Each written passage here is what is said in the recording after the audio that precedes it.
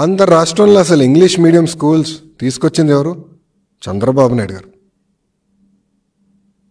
గతంలో నారాయణ గారు మున్సిపల్ శాఖ మంత్రిగా ఉన్నప్పుడు మున్సిపల్ పాఠశాలలో ఇంగ్లీష్ మీడియం తీసుకొచ్చారు, ప్రవేశపెట్టారు. ఈరోజు తెలుగుదేశం పార్టీ ఏమంటుంది?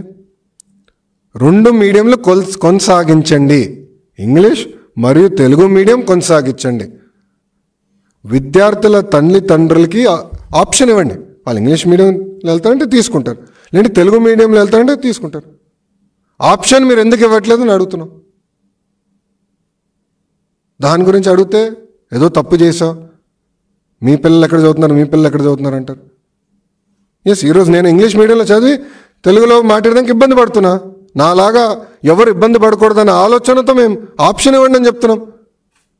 అరే, ఆప్షన్ మీరు ఎందుకు ఇవ్వలేకపోతున్నారు? ఎందుకంత కంగారు పడుతున్నారు? ఇప్పుడు 99% అంటున్నారే. అటదే సాక్షి పేపరు, సాక్షి ఛానల్ ఇంగ్లీష్ పేపర్గా ఇంగ్లీష్ ఛానల్గా మార్చుకుంటే అయిపోతుంది కదా. ఎందుకు ఈ బాధ అంతా? ప్రజలందరూ అనుకుంటే వాళ్ళ సొంత పేపర్, సొంత ఛానల్ ఇంగ్లీష్ ఛానల్ ఇంగ్లీష్ పేపర్గా మార్చుకోమనండి.